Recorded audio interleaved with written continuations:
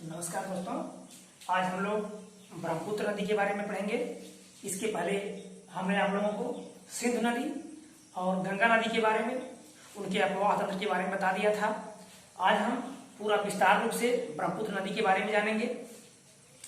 ब्रह्मपुत्र नदी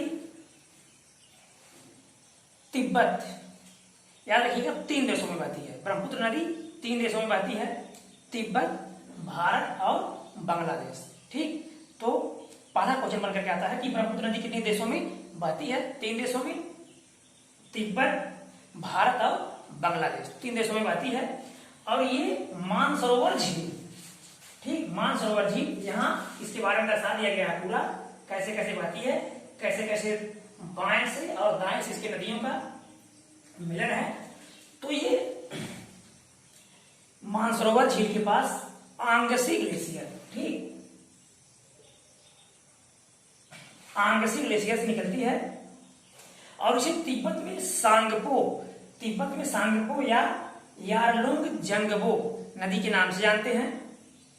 और ये नामचा बरवा के पास, नामचा बरवा जो अरुणाचल प्रदेश में एक चोटी है, यहां भारत में प्रवेश करती है और यू टर्न मोड़ लेती है। याद रखिएगा, कैसे मोड़ लेती है? यू टर्न मोड़ लेती है। और आगे आने पर अरुणाचल प्रदेश में इसको दिहांग के नाम से जानते हैं, अरुणाचल प्रदेश में दिहांग के नाम से जानते हैं। और ये दिहांग गार्ग का निर्माण करती है, गार्ग या खड्ग। तो अरुणाचल प्रदेश में ये बृहद हिमालय को काट करके, बृहद हिमालय जो यहां से लेकर के यहां तक का विस्तार है, तो बृहद हिमालय को काट करके दिहांग गार्ग या खड्ग का निर्माण करती है। और पुनः ये असम में प्रवेश करती है और असम में इसे ब्रह्मपुत्र के नाम से जानते हैं। और असम में इसकी कुछ विशेषताएं हैं, उसके बारे में हम बताएंगे। तो असम में ये रैंप घाटी में होकर के बहती है, रैंप घाटी, याद रखिएगा, असम में किसमें बहती है? रैंप घाटी में बहती है। रैंप घाटी क्या होता है, इसके बारे में हम आपको बताएंगे।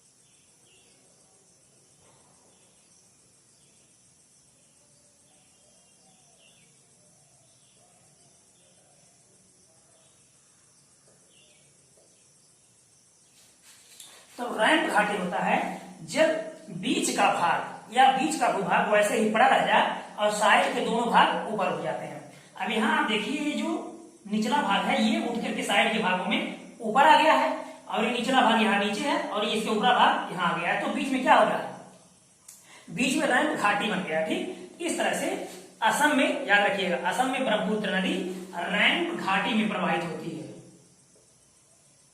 रैंप घाटी में प्रवाहित होती है। ठीक, तो इसे रैंप घाटी में प्रवाहित होती है और ब्रह्मपुत्र नदी के नाम से जानते हैं। और ये जब बांग्लादेश में प्रवेश करती है तो इसे जमुना के नाम से जानते हैं। ठीक, अब इसकी सहायक नदी के बारे में देखेंगे।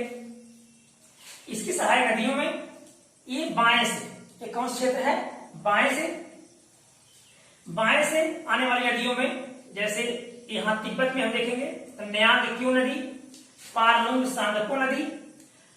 और ये जो लोहित नदी है, लोहित नदी, ये तिब्बत से जयालचू पर्वत, तिब्बत के जयालचू पर्वत से निकलती है, जो बाएं तरफ से मिलने वाली नदियों में सबसे लंबी है।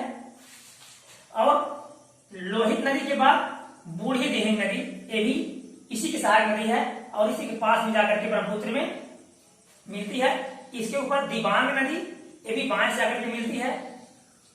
और हम देखेंगे माजुली द्वीप, जो माजुली द्वीप है, ये जो माजुली द्वीप है, ये असम में ब्रह्मपुत्र नदी बनाती है, ब्रह्मपुत्र नदी बनाती है, जो विश्व का सबसे बड़ा नदी द्वीप है, जो विश्व का सबसे बड़ा नदी द्वीप है, ये नदी द्वीप क्या होता है, जब नदियां अपने मार्ग में कई भी तरीकाओं में बढ़ जाती हैं, ऐसा तब होता है जब स्थल वहां का सपाट होता है और इनका जो मार्ग होता है वो धीमा हो जाता है, अर्थात इनकी गति धीमी हो जाती है, तो ये अपने साथ डेल्टा बनाती हैं या मलबा यहाँ इकट्ठा करती रहती है। जब मलबा इकट्ठा कर देती हैं तो फिर आगे मिलती हैं, फिर आगे मिल जाती हैं या फिर अलग हो जाती हैं। इस तरह से कई भी तरीकाओं में बढ़ती रहती हैं, तो क्या बनाती रहती हैं, वो द्वीपों का निर्माण करती रहती हैं। तो ये असम में जो ब्रह्मपुत्र नदी है, असम में ये गुम्फित, याद रखिएगा, असम में गुम्फित जलमार्ग, गुम्फित जलमार्ग। असम में दो चीजें, एक माजुली द्वीप, एक गुम्फित जलमार्ग। गुम्फित जलमार्ग क्या होता है, जब नदी कई भी तरीकाओं में बढ़ जाती है, आगे पुनः मिल जाती है, या कई छोटी छोटी नदियां उसमें मिल जाती हैं, अब ये लगभग इस तरह से बहती रहती हैं और आगे फिर मिलती रहती हैं, फिर बहती रहती हैं, फिर मिलती रहती हैं। तो ये गुम्फित का तात्पर्य होता है कई गुफाओं में या कई क्षेत्रों में, कई लाइनों में बटा हुआ और आगे फिर मिलती रहती है। तो दो प्रश्न याद रखिएगा, असम में माजुली द्वीप और गुम्फित जलमार्ग का निर्माण कौन करती है, ब्रह्मपुत्र नदी करती है। ठीक, तो असम सरकार ने ये जो माजुली द्वीप है इसे एक जिला घोषित किया है। तो इस प्रकार हम कह सकते हैं जो माजुली है भारत का एकमात्र नदी जिला है, भारत का एकमात्र नदी जिला है। कौन, माजुली, माजुली भारत का एकमात्र नदी जिला है। ठीक, अब आगे देखेंगे, माजुली के बाद फिर धनसिरी, धनसिरी इधर से आकर मिल जाएगी नदी, फिर कपली, कोलंग, बराक नदी, मेघना नदी। मेघना नदी मेघालय के पास से आती है और मेघालय से पास से आकर के चांदपुर जो बांग्लादेश में स्थित है, बांग्लादेश में स्थित है, चांदपुर के पास मेघना नदी किसमें मिलती है, ये जो इधर से ब्रह्मपुत्र आ रही है, इधर से गंगा नदी आ रही है। तो गंगा नदी जब बांग्लादेश में प्रवेश करती है, इसको पद्मा के नाम से जानते हैं। उसके बाद आगे जाने पर चांदपुर के पास जहां ये मेघना नदी इसमें मिलती है, किसमें, ब्रह्मपुत्र नदी और ये गंगा नदी, गंगा नदी में मिलती है, तो यहाँ इसे मेघना के नाम से जानते हैं। ठीक, अर्थात ये जो मेघना नदी आगे मिलती है, यहीं पर सुंदरबन का डेल्टा, सुंदरबन का डेल्टा जहां सुंदरी नामक वृक्ष पाए जाते हैं, याद रखिएगा, सुंदरी नामक वृक्ष बहुत ज्यादा पाए जाते हैं, सुंदरी नामक वृक्ष बहुत ज्यादा पाए जाते हैं, इसलिए यहाँ सुंदरबन भी यहाँ के वनों को क्या कहा जाता है, सुंदरबन भी कहा जाता है। क्यों कहा जाता है, क्योंकि यहाँ सुंदरी नामक वृक्ष पाए जाते हैं। तो सुंदरबन के डेल्टा का निर्माण होता है यहाँ किसके सहयोग से, मेघना नदी, गंगा नदी और ब्रह्मपुत्र नदी तथा कई छोटी छोटी अन्य नदियां मिलती हैं। ठीक, इस प्रकार हम यहाँ गंगा को और ब्रह्मपुत्र को किस नाम से जानते हैं, संगम को मेघना के नाम से जानते हैं, जहां एक बंगाल की खाड़ी में प्रवेश करती है। अब हम इसके दाएं तरफ से देखेंगे, तो दाएं तरफ से दिहांग नदी, सुबनगिरी जो 420 किलोमीटर है, 420 किलोमीटर है, सबसे लंबी सहायक नदी है, याद रखिएगा, ब्रह्मपुत्र की सबसे लंबी सहायक नदी सुबनगिरी है, जो ये तिब्बत से निकलती है। ठीक, तिब्बत से निकलती है। फिर सुबनगिरी के बाद जिया भरेली, मानस, ये असम में बहने वाली नदियां हैं, असम और अरुणाचल प्रदेश में बहने वाली नदियां हैं। फिर संकोश जो भारत और भूटान के बीच सीमा रेखा बनाती है, संकोश नदी जो भारत और भूटान के बीच सीमा रेखा बनाती है, और ये संकोश नदी भूटान की मुख्य नदी है, याद रखिएगा, संकोश नदी भूटान की मुख्य नदी है। इसके बाद इधर आएंगे तो तीस्ता नदी, तीस्ता नदी कंचनजंगा जो सिक्किम की सबसे ऊंची चोटी है,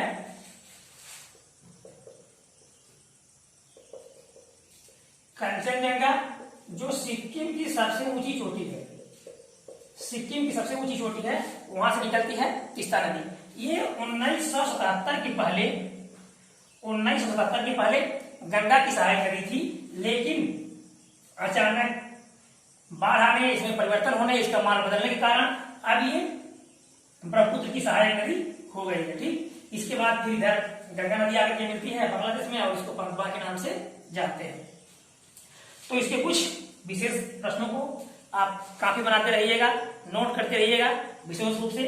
और हम एक बार बताना चाहेंगे आपको कि ये जो ब्रह्मपुत्र नदी है नामचा बरवा, जो अरुणाचल प्रदेश की सबसे ऊंची चोटी है, यहाँ भारत में प्रवेश करती है और यू टर्न लेती है।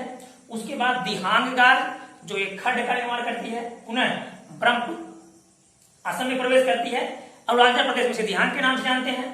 फिर अगला प्रश्न, इसे असम में ब्रह्मपुत्र के नाम से जानते हैं। और असम में जो ये ब्रह्मपुत्र नदी है वो गुम्फित जलमार्ग, कैसा जलमार्ग, गुम्फित जलमार्ग का निर्माण करती है और रैंप घाटी में प्रवाहित होती है। ठीक, और किसमें प्रवाहित होती है, रैंप घाटी। रैंप घाटी में बताएं कि जब बीच वाला भाग वैसे पढ़ा जाता है और साइड के दोनों भाग ऊपर उठ जाते हैं, उसे बोलते हैं रैंप घाटी। तो असम में रैंप घाटी में प्रवाहित होती है, प्लस गुम्फित जलमार्ग का निर्माण करती है। पुनः जब बांग्लादेश में प्रवेश करती है तो इसे जमुना के नाम से जानते हैं। फिर आगे आने पर गंगा से मिल जाती है। ठीक, और जो सुंदरबन का डेल्टा है का निर्माण करती है।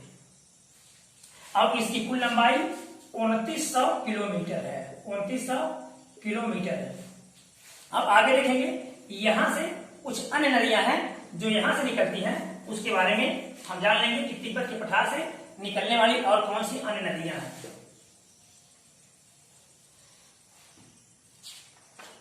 यहां से निकलने वाली और नदियों में है यांगत्से नदी, यांगत्से नदी जो चीन में बहती है, हुआंगहो नदी जिसे पीली नदी कहते हैं, इसे चीन का शोक भी कहा जाता है। सिंधु सतलज, सिंधु नदी, सतलज नदी,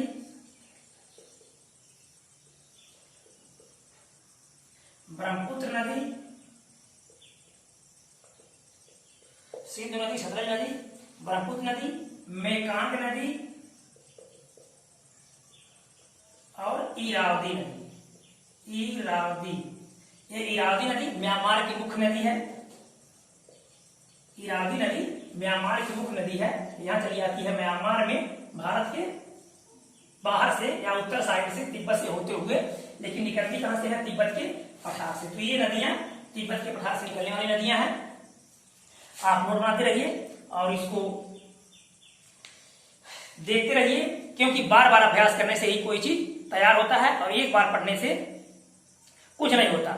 यदि आप ये महसूस करते हैं कि लोगों को एक ही बार पढ़ने समझ में आ जाता है तो ऐसी कोई बात नहीं। ठीक, आप एक बार दो बार देखेंगे तो फिर आपको सारी चीजें समझ में आ जाएंगी। और यदि वीडियो अच्छा लगा होगा तो लाइक कीजिएगा, सब्सक्राइब कीजिएगा, दोस्तों को शेयर कीजिएगा। धन्यवाद।